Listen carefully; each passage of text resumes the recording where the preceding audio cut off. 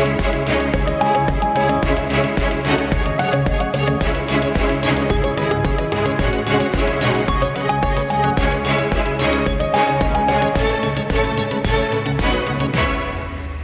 वालेकुम, आप देख रहे हैं बाखबर सुबह। मैं हूं फैसल अब्बासी। इस उम्मीद और यकीन के साथ कि सुबह तमाम इंसानों के लिए सलामती का पैगाम लेकर आई है।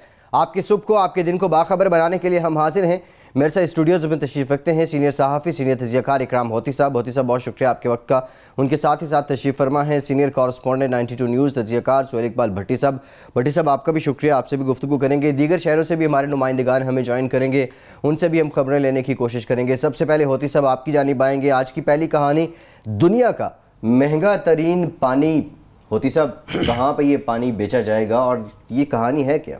ये गवादर में हुआ ये कि एक डिसैलिनेशन प्लांट, यानी कि समंदर का पानी साफ़ करके प्लांट के ज़रिए उसको तकसीम करना था। उस पर 2 अरब रुपए लग गए। अब 1 अरब रुपए और लगना था तो वो पानी चालू हो जाता, लेकिन उस मंसूबे को जगह पे छोड़ के अब माहवार पानी की सप्लाई का अब ठेका दिया जाने लगा है। ये जो अभी 24 तारीख गुजरी है, इस पर यह टेंडर खुलना था। ये टेंडर जो है ये उन्होंने किया है एक्सियन ने, जो कि पब्लिक हेल्थ इंजीनियरिंग डिवीज़न के गवादर के हैं। उन्होंने ये अब जो अखबार में टेंडर दिया है वो ये है कि इसको आपने पानी को देना है और पानी जब देंगे तो उसकी कीमत हम आपको देंगे। टोटल जो वैल्यू बनती है उसकी वो कोई 5 अरब रुपए के करीब बनती है। अब इस वैल्यू को कैलकुलेट किया गया तो पता चला कि ये तो दिन के कितने पैसे बन जाते हैं। 30 दिन अगर करें तो ये इतना महंगा पानी क्यों है? ये तो दुनिया में कहीं नहीं है।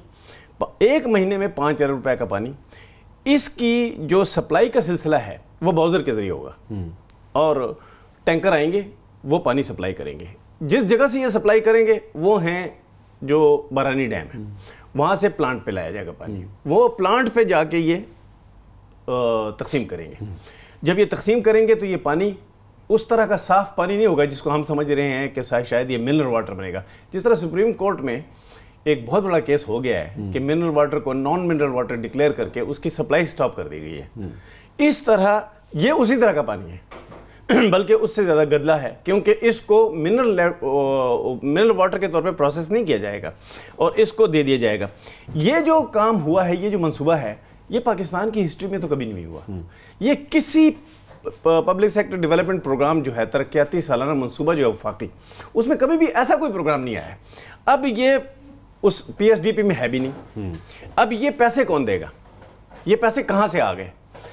ये पैसे पेमेंट जो है, अगर ये 1 महीने में इन्होंने कर दी तो पेमेंट का तरीकाकार क्या होगा, ये मेंशन नहीं है। ये डायरेक्ट कॉन्ट्रैक्टर से बात होगी।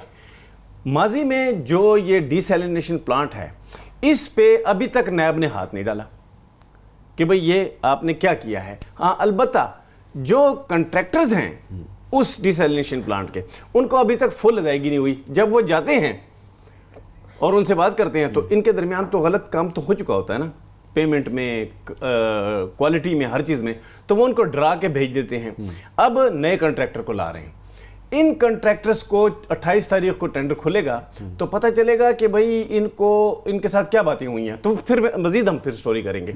लेकिन ये जो टेंडर है, ये जो शाया हुआ है, ये 2 दफ़ा शाया हुआ है। एक 24 तारीख के ओपनिंग के लिए, अब एक 28 तारीख के ओपनिंग के लिए शाया हुआ है। बिल्कुल सही। इस टेंडर में जो उन्होंने बताया है कि हम आपको पेमेंट का तरीकाकार क्या करेंगे, वो ये तरीकाकार है जो सामने नजर आ रहा है। इस तरीकाकार के तहत 5 अरब रुपए के करीब बनते हैं। अगर इनकी कैलकुलेशन हमने गलत की है तो वो हमें बता दें।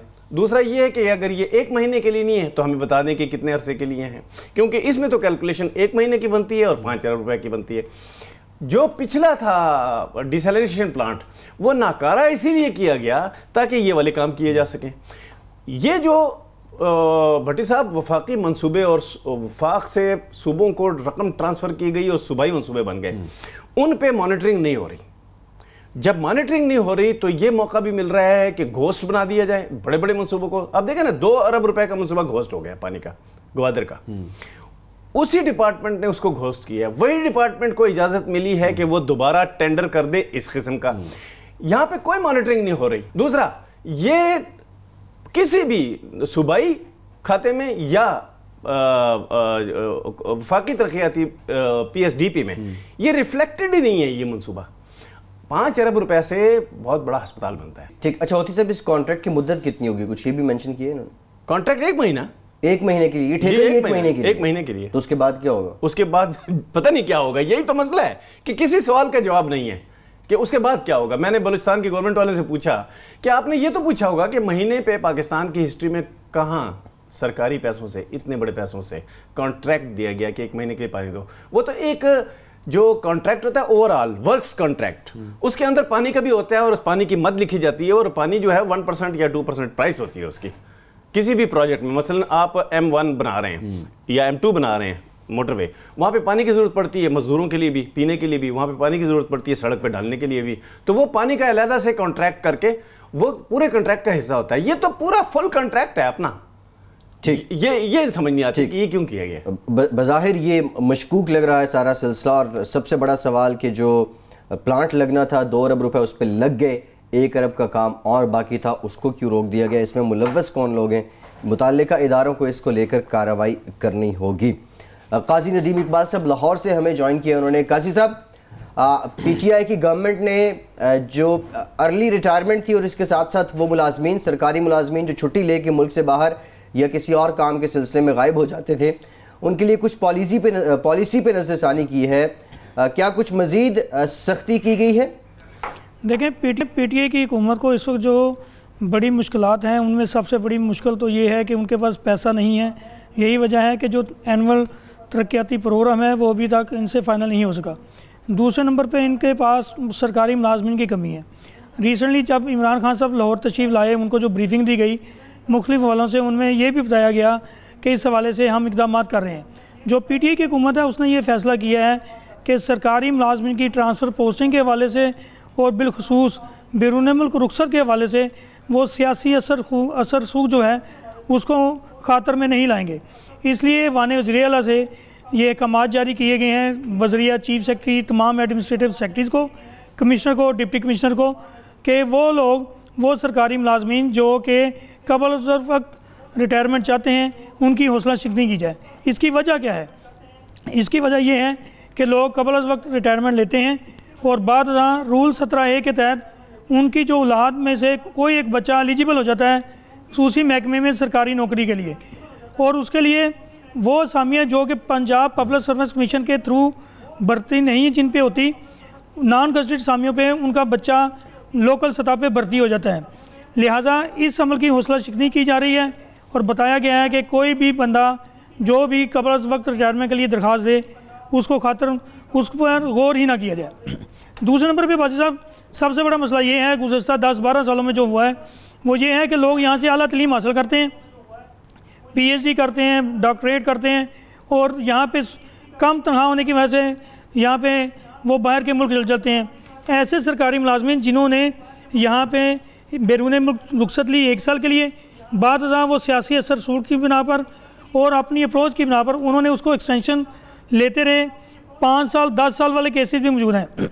इसलिए हुकूमत पंजाब ने बैन कर दिया है कि किसी भी सरकारी अफसर को बैरून मुल्क तवील रुखसत नहीं दी जाएगी। इस सिलसिले में एक और भी अहकाम जारी हुए हैं, वो ये हैं कि गुज़श्ता सालों के दौरान वो लोग जो बैरून मुल्क गए तलीम हासिल करने नाम पर या किसी और मद में, उनकी फ़हरिस्तें तैयार की जाएँ, और वो लोग जो वापस नहीं आना चाहते उनको शोकाज जारी करके उनको नौकरियों से बरतरफ किया जाए ताकि उनकी जगह पे नई भर्तियाँ की जाएँ।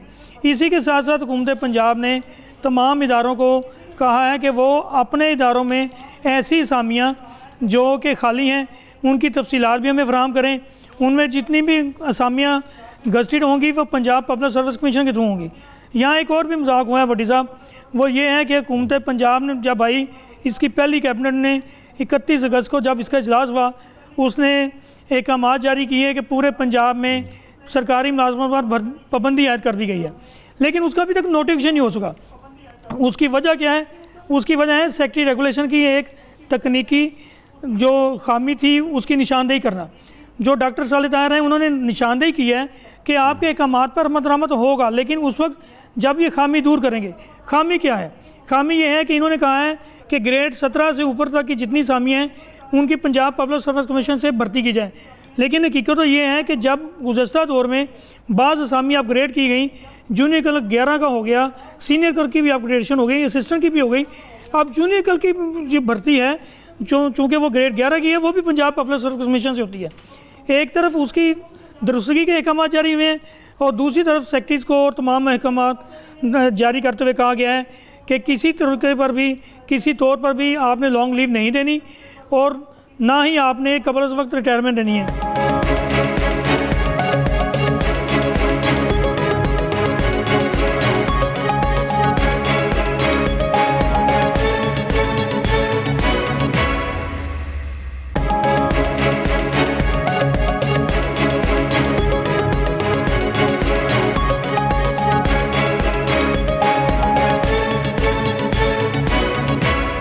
PIA के मामले को हमने बारहा उठाया। PIA के अंदर जो खसारा है, जो बेज़ाब्तियाँ हैं, और फिर इसके साथ साथ जो वहाँ लोगों से इंतकाम लिया जाता रहा। भट्टी साहब, अब ख़बर यह है कि मुशर्रफ रसूल साहब के जाने के बाद जो चीफ़ ऑपरेटिंग ऑफिसर हैं उनको बहाल कर दिया गया और अदालत ने अपने फ़ैसले में क्या कहा है?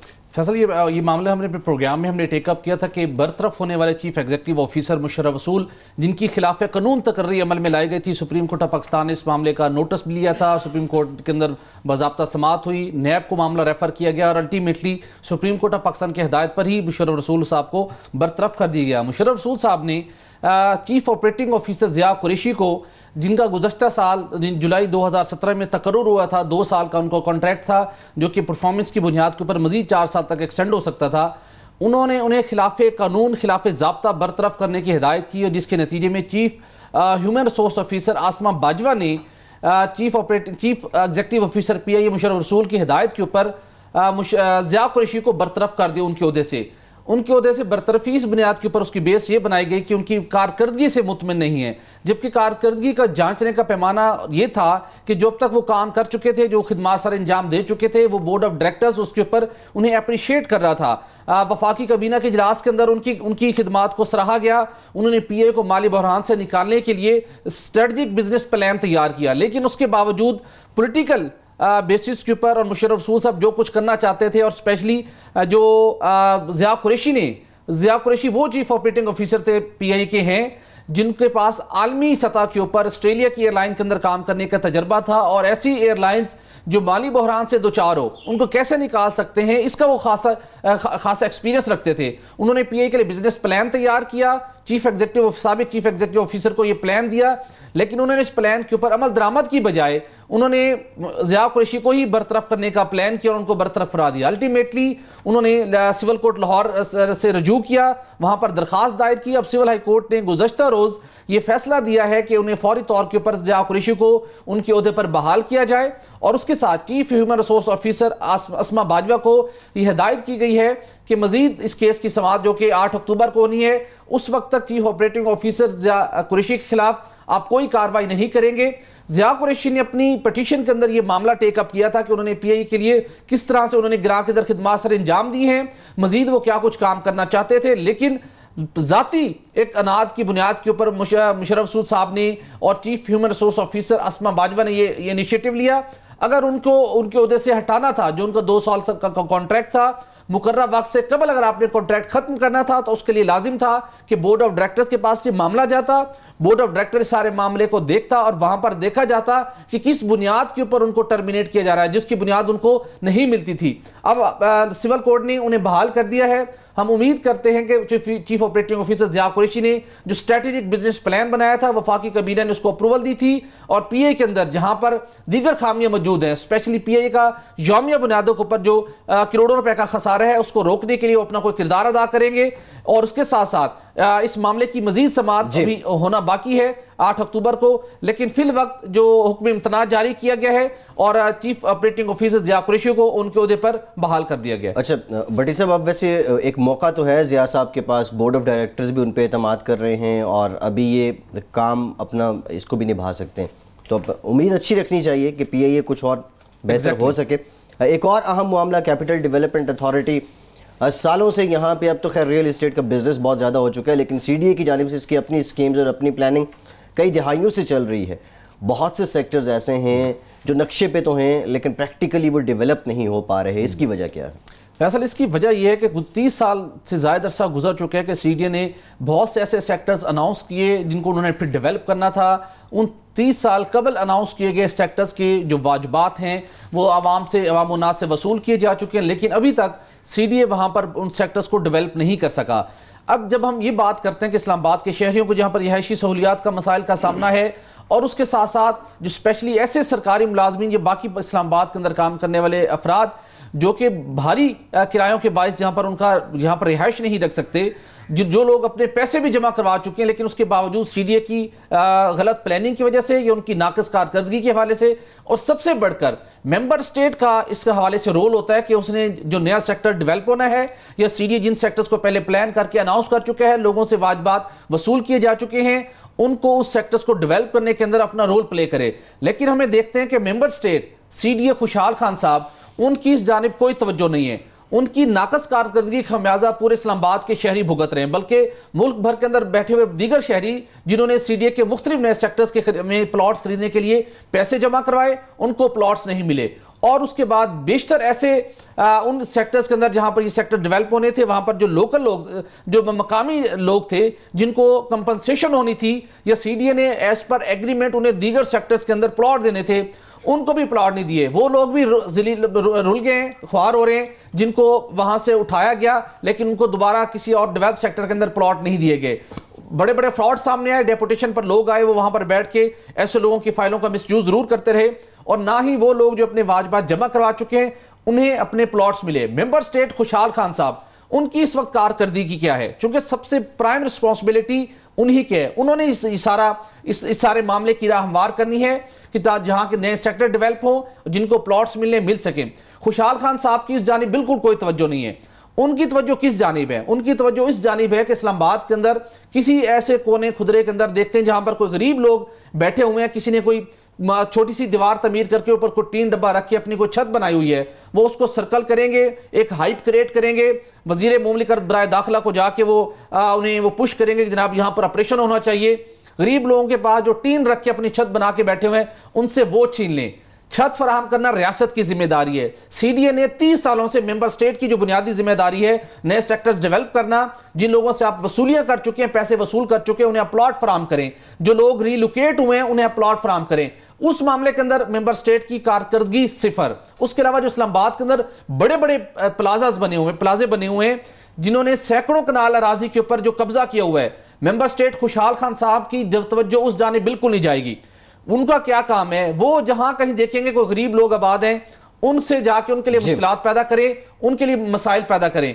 ये मेंबर स्टेट खुशहाल खान साहब की वजह से आने वाले चंद दिनों के अंदर पाकिस्तान तहरीक इंसाफ की हुकूमत के खिलाफ इस्लामाबाद के अंदर बड़े बड़े एहतजाजी मुजाहरे होने शुरू होने जा रहे हैं।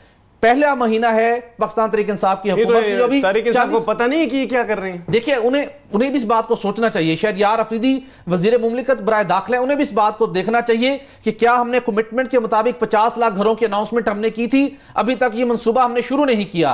क्या हमने किसी एक गरीब शहरी को भी छत फराहम की है? नहीं की। जो लोग पहले किसी साइट के ऊपर बड़ी मजबूरी की हालत में बैठे हुए हैं, जिनकी जिम्मेदारी है आपके ऊपर उनको घर फराहम करना, आप उनसे भी वो घर छीनने को तैयार हैं। वो बासर लोग जिन्हें जहां पर मेंबर स्टेट खुशहाल खान साहब को कार्रवाई करवानी चाहिए, कुछ नहीं करेंगे। अपने ब्लू आइड ब्यूरोक्रेट्स को बुलाएंगे सीडीए के अंदर डेपुटेशन के ऊपर, वो ब्यूरोक्रेट्स जहां पे आके मुख्तलिफ गुल खिलाएंगे, प्लॉट हासिल करेंगे, प्लॉट्स की खिलाफ कानून मुंतकिलियां करवाएंगे और उसके बाद चले जाएंगे। लेकिन गरीबों के लिए इस्लामाबाद के अंदर कोई मंसूबा सामने हमें दिखाई नहीं देता। ये जिन लोगों के पैसे बाउंड हैं, जिन्होंने आज से 15 साल पहले 20 साल पहले सीडीए को पैसे दिए थे इस उम्मीद पे कि 15-20 साल बाद उनका घर होगा, इन लोगों की जानिब से भी कोई रिएक्शन, जाहिर शिकायत तो ये कर रहे होंगे, क्या इन लोगों की जानिब से मजमूई तौर पे कुछ शिकायत, कुछ रिएक्शन आ रहा है? मुख्तलिफ लोग अब दोबारा से ऐसे एसोसिएशन बना रहे हैं, अदालतों में भी मौजूद हैं। 1989 के अंदर सेक्टर एक स्टार्ट हुआ, अभी तक मुकम्मल नहीं हुआ, पैसे लोग जमा करवा चुके हैं। अब ये मुख्तलिफ लोग अपने एक एसोसिएशन बना के, ग्रुप्स बना के एहतजाजी मुजाहरों का सिलसिला शुरू करने जा रहे हैं कि सीडीए के सामने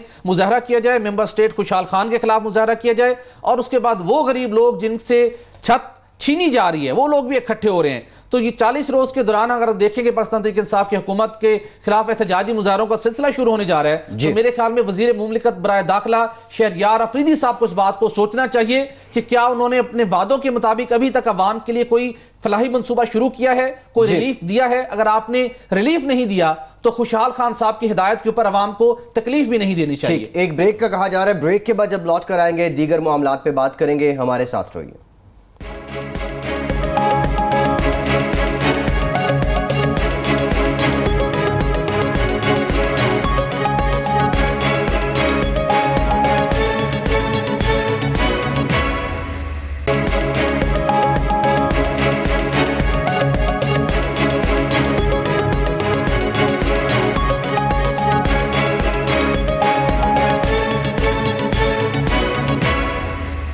ब्रेक के बाद एक बार फिर से आपको खुशामदीद कहेंगे। वज़ीर-ए-आज़म पाकिस्तान इमरान खान की सदारत में इजलास हुआ जिसमें यह फैसला किया गया कि पिछले दौरे हुकूमत में, बिलखुसूस पंजाब में जो दौरे हुकूमत था शहबाज शरीफ का, उसमें जितने रिकॉर्ड जले हैं उनकी तहकीकात के लिए JIT बनाई जाएगी। अनवर सुमरा साहब लाहौर से हमारे साथ मौजूद हैं, उन्हीं से जानते हैं किन बुनियादों पर तहकीकात करेगी JIT सुमरा साहब, और पिछले 10 सालों में शहबाज शरीफ के दौर में कितनी बार रिकॉर्ड जला? जी फैसल साहब, बात यह है कि पंजाब हुकूमत जो साबका पंजाब हुकूमत है उसके दौर में बहुत सारे मेगा प्रोजेक्ट जो हैं, तरक्याती प्रोजेक्ट उन पर काम किया गया, वो मुकम्मल किए गए। जिस प्रोजेक्ट की शफाफियत पर सवाल उठे, मुबैना तौर पर उसके रिकॉर्ड को आग लग गई और वो उस आग लगने से वो रिकॉर्ड भी तबाह हो गया और उसके साथ जानी नुकसान भी हुआ। आम से रिपोर्ट्स इसलिए तलब की हैं कि वो जो JIT बनेगी उसमें जो है ये रिपोर्ट रखी जाएगी और उनसे कहा जाएगा कि आप इन लाइनों पर तहकीकात करें। एक बात मैं आपको और बता दूं, जो LDA की आग लगी थी उसमें जो मुबैना तौर पर मेट्रो बस अथॉरिटी और मेट्रो बस सर्विस का जो रिकॉर्ड था वो जलाया गया था। आपको याद होगा कि 2013 से कबल ये मंसूबा लाहौर में 50 अरब लागत से मुकम्मल हो चुका था, लेकिन जब ये दोबारा हुकूमत आई पंजाब में 2013 के इलेक्शन के बाद तो 1 अरब 98 करोड़ रुपए की इसमें एक्स्ट्रा पेमेंट की गई। जब एक मंसूबा मुकम्मल हो गया, उसका PC1 बंद हो गया और वो एग्जीक्यूट हो गया, उसका PC1 रिवाइज़ किया जाता है। आहद खां चीमा साहब के कहने पर उसमें प्ली ये ली गई थी कि 1 अरब 98 करोड़ रुपए का सरिया ज़्यादा डल गया है और हमें उस वक्त पता नहीं चला, लिहाजा इसकी पेमेंट की जाए, जो पंजाब हुकूमत नहीं करना चाहती थी। लेकिन चेयरमैन PND जो उस वक्त थे पंजाब में, इरफान इलाही साहब, उन्होंने जब आहद खां चीमा ने अपनी नाराज़गी का इजहार किया तो उन्होंने फिर एक समरी बनवा कर CM से अप्रूवल ली और 1 अरब 98 करोड़ रुपए की ऑपरेशनल मंसूबा होने के तकरीबन 1 साल बाद पेमेंट की गई। अब ये देखना होगा कि ये JIT जो है ये पंजाब में जितने भी सरकारी अमलाक में आग लगी थी या जितना भी रिकॉर्ड जला था उनकी तहकीकात कैसे करती हैं और उनमें जो ज़िम्मेदार अफसरान हैं, क्योंकि इनमें जो भी मनसूबाजात पिछली गवर्नमेंट में हुए हैं इनमें एक कोर ब्यूरोक्रेटिक टीम थी जो आहद खां चीमा की सरबराही में काम करती थी, जिनमें अली जान भी थे और इस नजम शाह साहब थे और राशिद लंगड़ियाल साहब थे। ये वो लोग थे जो तमाम मनसूबाजात में इन्वॉल्व थे और वही मनसूबाजात की मुबैना तौर पर रिकॉर्ड जो है जल चुका था। अब देखना है कि ये जब जैसे ही रिपोर्ट आती है तो JIT के हवाले की जाएगी और JIT जो है ज़िम्मेदारों का तयन करेगी। ये तयन तक बात नहीं रहनी चाहिए, PTI की हुकूमत को चाहिए एक तो इनके ख़िलाफ़ एक्शन ले और जो रिकॉर्ड जला है उसमें जो मुबैना करप्शन हुई है अगर वो पॉइंट आउट होती है तो पैसे रिकवर भी होने चाहिए। जी सुमरा साहब, रिकॉर्ड जल गया, अब JIT अपना काम करेगी, लेकिन किस तरीके के साथ इसकी तह तक पहुंचा जाएगा कि किन मंसूबों के अंदर लागत में इजाफा हुआ, कहां पर खिलाफ ज़ाब्ता अदायगियां की गई। और सबसे बड़े मामला यह है कि जब अब रिसेंटली जो अली प्लाजा के अंदर आग लगी, आग लगने की वजूहात जानना सबसे इंपॉर्टेंट था, जो मुहर्रिक होना चाहिए। अब इतने महीने एक कुछ मंसूबा कुछ इमारत में आग लगी, कुछ सालों गुजर चुके, तो अब ये कैसे JIT इस बात का तयन करेगी कि आग जानबूझकर लगाई गई, ये वाकई कोई शॉर्ट सर्किट था या किन वजूहात के ऊपर आग लगी, और वो रिकॉर्ड जो वहां पर अगर नहीं भी जला और अगर बस मुतलका सरकारी अफसरान कह दें कि उस मंसूबे का रिकॉर्ड जहां पे डिटरमिन हो सकता है, तयन हो सकता है कि इस मंसूबे में करप्शन हुई थी, उस रिकॉर्ड को भी उस आग के नजर कर दिया जाए, तो कैसे JIT सारे मामले का तयन कर पाएगी? जी साहब, भट्टी साहब, बात यह है कि जब भी कोई तरक्याती मंसूबा बनाया जाता है तो उसका PC1 बनाया जाता है। पंजाब में जितनी भी मेट्रो बसेस बनी हैं, मुल्तान में बनी है, इस्लामाबाद में बनी है, लाहौर में बनी है, इनके जो PC1 में जो लागत थी वो तकरीबन 50% कम थी। जब ये मनसूबाजात एग्जीक्यूट हुए तो ये 50% लागत बढ़ गई, यानी पंजाब का 27 किलोमीटर का कॉरिडोर की इब्तदाई तौर पर 25 से 26 अरब रुपये लागत थी, जिस पर 50 अरब पर यह मनसूबा मुकम्मल हुआ। इसी तरह इस्लामाबाद का जो मनसूबा था वो आपके सामने है, वो भी 70 अरब में जाके मुकम्मल हुआ, जो 32-33 अरब अरब रुपए में उनको मुकम्मल करना था।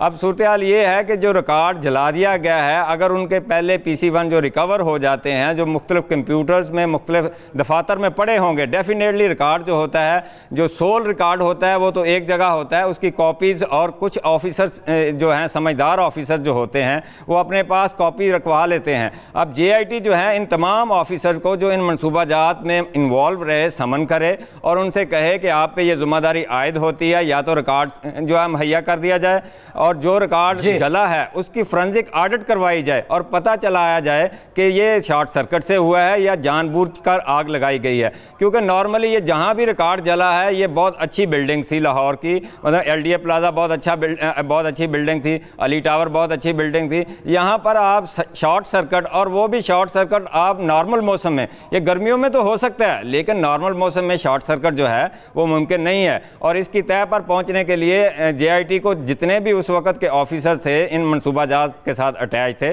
सबको समन करना चाहिए, उनकी स्टेटमेंट रिकॉर्ड करवानी चाहिए। क्योंकि पंजाब में ये कल्चर है, आपको याद होगा कि नासिर खान खोसा साहब जब DC लाहौर थे। बहुत शुक्रिया, आप लाहौर से हमारे साथ मौजूद थे। लेकिन ये रिकॉर्ड जलाने वाले इतने कारी हैं कि शायद यहाँ पे फोरेंसिक ऑडिट जो है उसको भी घुटने टेकने पड़ जाएं। अगले मामले की जानिब आते हैं जी। सैफुर रहमान साहब की टेक्सटाइल मिल से 21 लग्जरी गाड़ियाँ बरामद हुई। कल ये खबर खासी गर्म रही और इसको लेके मीडिया पे खासी बातें होती रही, सोशल मीडिया पे भी लोग अपनी राय का इजहार करते रहे। भट्टी साहब, ये कस्टम्स वाले पहले कहाँ थे और ये गाड़ियाँ आती कैसे रहीं, इनको रखा किस कानून के तहत गया? देखिए, मुस्लिम लीग नून का दौरे हुकूमत था और उस वक्त गाड़ियाँ कतर से लाई गई। इनका पूरा रिकॉर्ड अब सामने लाया जा चुका है। ये गाड़ियाँ लाहौर, कराची और उसके साथ साथ इस्लामाबाद में इस्तेमाल की गई और यहाँ पर रखी गई।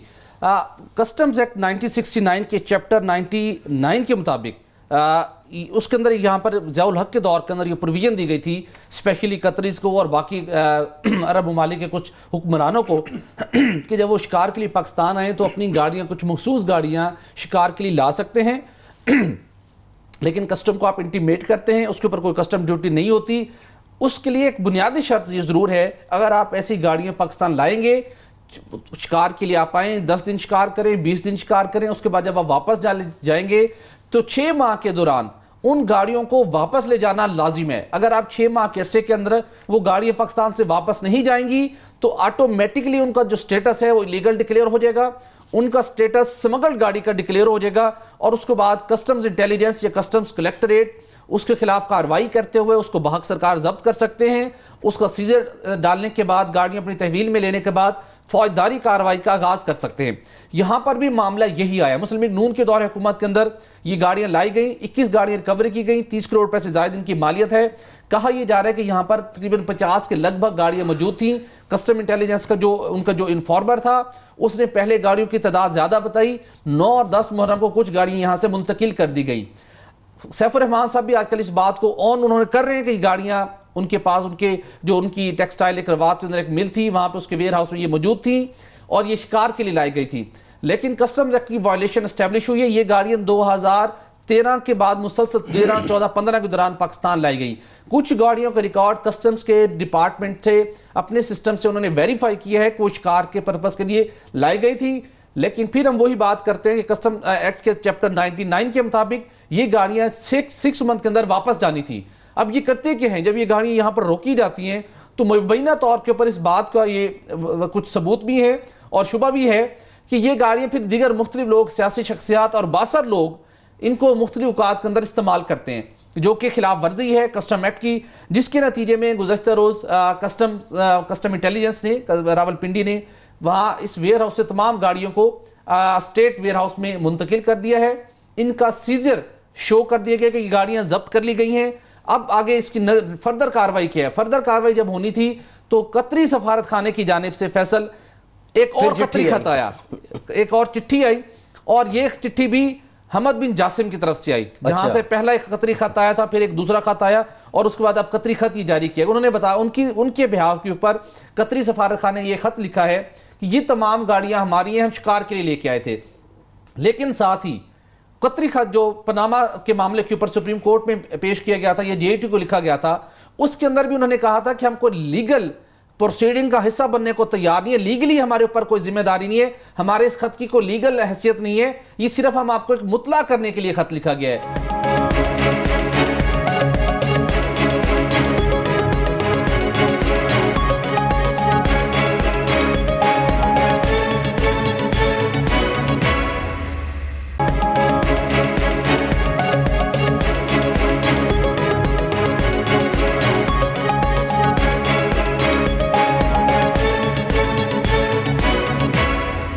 भट्टी साहब, ज़रा ये जो प्राइवेट सेक्टर यूनिवर्सिटीज़ हैं उन पे तो खासी नज़र है HEC की, लेकिन सरकारी जामियात में हम देख रहे हैं आए दिन एहतजाज, आए दिन रोले, quality of education totally compromised. Reason? Faisal, doctor Tariq Banuri sahab HEC के नए चेयरमैन अपॉइंट हो चुके हैं, फॉरेन क्वालिफाइड, और उनका बहुत अच्छा नाम है, और हम सब भी बड़ा एक्सपेक्ट कर रहे थे कि जब वो खुद चेयरमैन बनेंगे, जब ये सिलेक्शन का प्रोसेस जारी था, तो HEC के अंदर बड़ी ज़बरदस्त किस्म की चेंजेस आएंगी। लेकिन हम देखते हैं कि HEC ताहाल दोहरी पॉलिसी के ऊपर गामजन है। गुज़श्ता रोज़ लाहौर के अंदर बहुत बड़े पैमाने के ऊपर तलबा इकट्ठे हुए, मार रोड के ऊपर उन्होंने एहतजाजी मुजाहरे किए, इसलिए कि वो उन्होंने मुजाहरा किसके खिलाफ करे थे? एक सरकारी यूनिवर्सिटी की, इंतजामिया की और HEC की पॉलिसी के खिलाफ।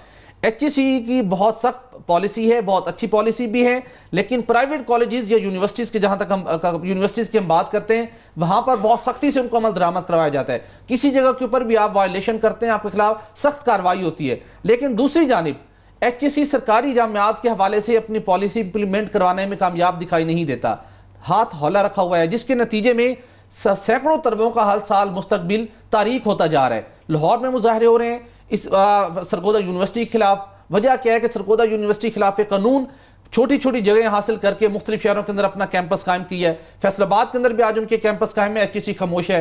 लाहौर के अंदर उन्होंने कैंपस कायम किया। इससे पहले बहाउद्दीन ज़करी यूनिवर्सिटी का एक बहुत बड़ा स्कैंडल सामने आया, जिसके नतीजे में नैब ने कार्रवाई की और बहाउद्दीन ज़करी यूनिवर्सिटी के साबिक वाइस चांसलर ख्वाजा अलकमा को गिरफ्तार भी किया कि उन्होंने लाहौर में एक कैंपस कायम किया था, खिलाफ कानून कायम किया था। सरकारी यूनिवर्सिटी थी, HEC बिल्कुल खामोश रही।